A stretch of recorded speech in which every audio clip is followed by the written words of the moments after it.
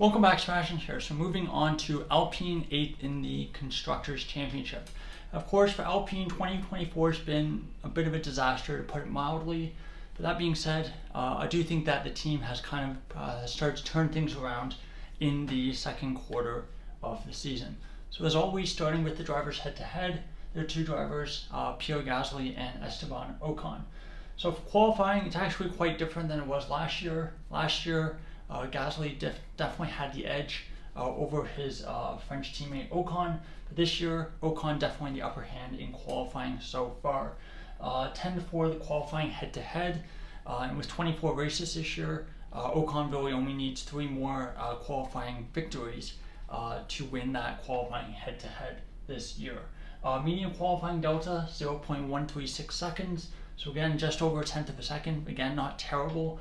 But given that Gasly won this last year, in his first year at the team, you would expect that gap would improve. It would increase, not shrink, and go so much further in that it's actually in Ocon's favor. Average starting position 14.56 for Gasly, 13.82 for Ocon. So again, not bad for either of them. Ocon slightly ahead here. Average finishing position 12.5 for Gasly, and for Ocon 13.13. So for Gasly, interesting that he actually has the better statistic for average finishing position. I guess more DNFs, less absolute disasters of races perhaps, have moved that position slightly ahead of Ocon's. For points, again, the only real statistic that matters, 6-5 in favor of Gasly. But again, a little bit of luck involved there perhaps. As that being said, for rank in the Drivers' Championship, 15th for Gasly, 17th for Ocon. But kind of like I was alluding to a bit earlier, average power rankings, I actually think Ocon's been the better driver to start for the first half of 2024.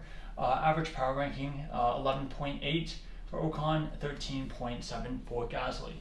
For Ocon, that ranks 11th on the grid, and for Gasly, that ranks 14th. So for both of them, it's actually above where they are in the Drivers' Championship, which kind of says that I kind of feel like both drivers are doing pretty well, and they're really just being held back by the car, and we will get to that car in a moment. But last statistic in the points head-to-head, points above expected. For Gasly, 2.35, and for Ocon, positive 0.69. So both drivers in the positive here, and in terms of percentages, 164% for Gasly, 116 for Ocon. So again, both drivers doing pretty well, scoring more points than expected based on their starting position and the strength of the car over the course of the whole season so far. Now, like that car that I was mentioning before, again, definitely a massive step backwards for Alpine 2024. We'll get to those 2024 season statistics, but first, let's take a look at how we got here. So last season of the 2021 of the kind of turbo hybrid regulations, as they were commonly called, although again we still have turbo hybrid engines. 2021 fifth in the constructors, 155 points, average pole gap 1.2 seconds, so again pretty good there. Average minimum finishing position 7.48. First year of the new regulations, again a pretty good season. Fourth, points 173, average pole gap slightly worse, but again understandable with new regulations, 1.27 seconds. An average minimum finishing position 6.95, which of those four numbers is easily the best year. So again, 2022 really the best year they've had in the last 4-year stretch. 2023, however, a bit of a step backwards. Ended up finishing 6th on 120 points. So get leapfrogged by McLaren, leapfrogged by Aston Martin. That being said, average pole gap did improve, and again with the field kind of converging as the regulations mature, that is something that you definitely expect. So that pole gap 0.865 seconds. So again, under a second is still pretty good.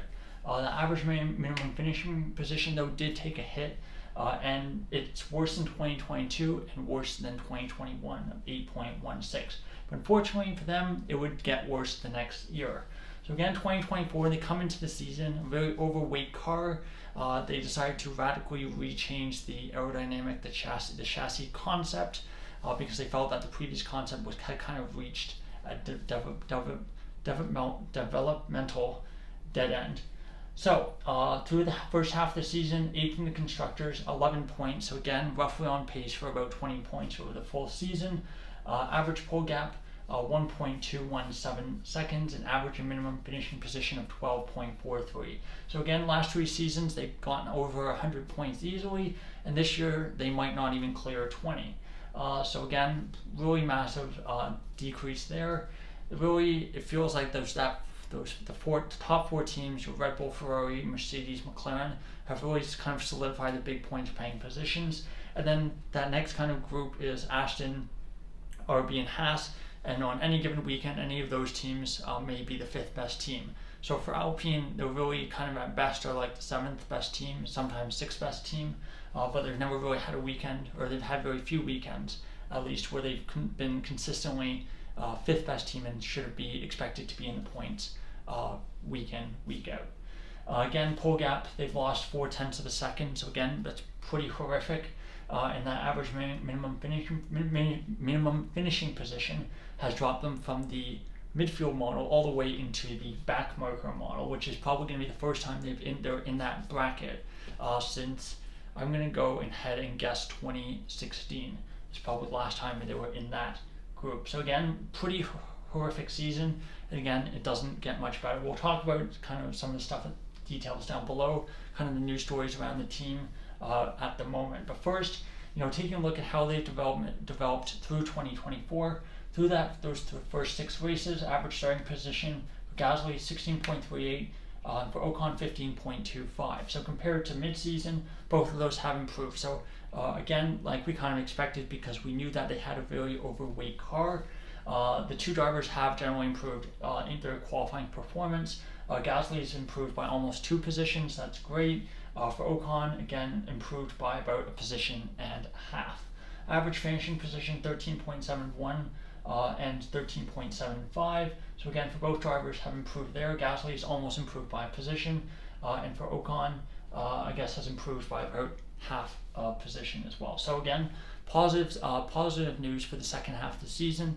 Definitely not as in bad shape as they were through those first 6 races. And again, if the development continues to be pretty good, if the kind of developmental platform that they decide to go with actually does seem to have a really high ceiling, then perhaps towards the end of the season they may catch Haas, may catch RB, may be able to fight for points on a consistent basis. So for drivers, Gasly, of course, has signed through 2026 and beyond. Ocon, of course, is leaving, going to Haas for next season. That, of course, leaves an empty seat. There's very few drivers left available with Sainz now signing with Williams. Very few drivers left available to sign for Alpine who would actually be attractive. Really, for guys who have F1 experience, you're now limited to Zhou, Bottas, Sargent, and Magnussen. So really, Bottas again I think would be a decent option. We'll see if that's where they go. But again, if they're unable to secure his services, wouldn't be surprised if Jack Doohan gets the call for 2025. Again, that would be an interesting option. Don't think super high ceiling, of course, not like a Verstappen and Piastri, that kind of tier. But again, I think a guy who could definitely develop into a very strong midfield driver. But again, of course, not confirmed, and that's something that definitely has to be decided in the next couple months.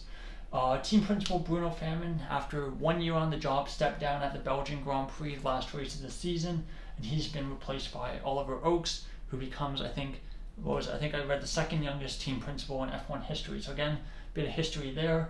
And again, this is kind of all part of this rumored shakeup where Alpine is considering dropping their engine and becoming a customer team for as soon as 2025.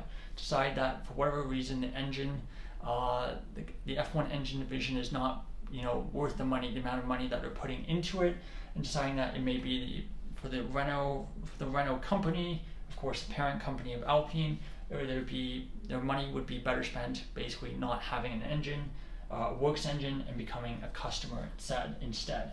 And of course, with Aston Martin becoming basically the Honda works team from 2026, Mercedes would in theory have a customer spot open that they could then take. Of course, there's also rumors of this tie-in with High Tech, because of course that is the team that Oliver Oakes was part of. So again, perhaps High Tech buying Alpine, perhaps Alpine High Tech being some kind of partnership. We kind of have to wait and see to kind of see where this kind of story goes. But again, Again, more turmoil for Alpine. They were Renault, they became Alpine. They're on a new 100 race plan. They decided to scrap the 100 race plan, and now it looks like they may become a customer team. So again, we'll see where this story goes. But yeah, definitely a lot of question marks around Alpine, and I think their long-term future, and again, what their kind of long-term strategy is for success in F1. There you go. So there's my mid-season review. Alpine, drivers doing a pretty good job. Rest of the team, not so good. So again, next up, I think is 7th in the Constructors, which means that will be RB? No, that will be Haas, I believe. Yeah, 7th in the Constructors, Haas, and that'll be out in a couple of days' time. Anyway, thank you so much for watching. Goodbye.